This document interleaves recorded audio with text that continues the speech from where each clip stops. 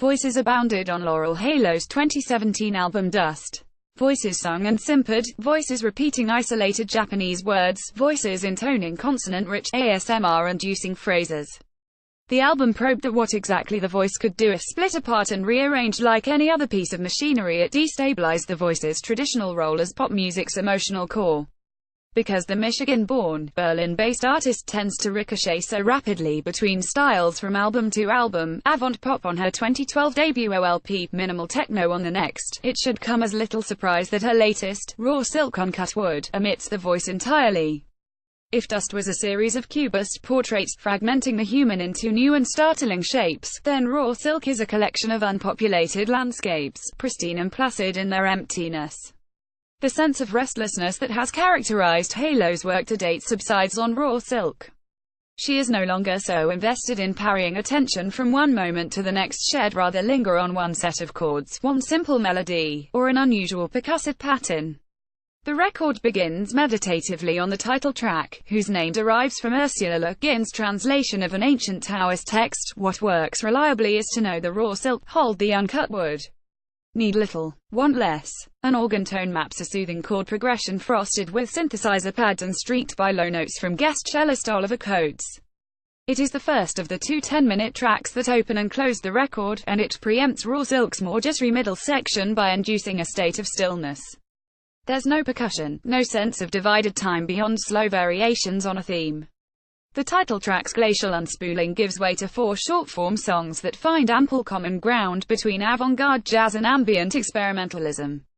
Quietude and The Sick Mind both clack away at a rapid, glitching pace, not so much following melodies as exploring the tonal qualities of a single instrument or synthesizer patch. It's not always clear where exactly these sounds originate physically. Mercury matches them in speed with scattershot percussion from Halo's Dust collaborator Eli Kesler. The Sick Mind, in particular, plays out like an anxious brain being observed from a mindful distance, racing but not all-consuming, free to worry itself to exhaustion. Because the tone of these songs is so sparse and so muted, even the most urgent tempos shiver inside an overarching sense of calm. The dancing keystrokes don't break the spell cast by the album's opening track. They just roil the hypnotic mood. Whatever tension arises from Raw Silk's center comes to a head on its final track, Nabakeith. Here, the unresolved experiments find closure as Kesler's percussion stutters beneath a wash of celestial synth chords. The oceanic tone of the record's first track washes over the agitated beats of its middle, and together, the two techniques elevate one another. The drums spur on the chords, and the chords take the nervous edge off the drums. Halo's music often rewards listeners who sit with it long enough to untangle all its knots. Raw Silk Uncut Wood marks a departure from her usual mode of thorny, cerebral electronic compositions, but as her most ambient record to date, it also boasts some of her most unabashedly beautiful music.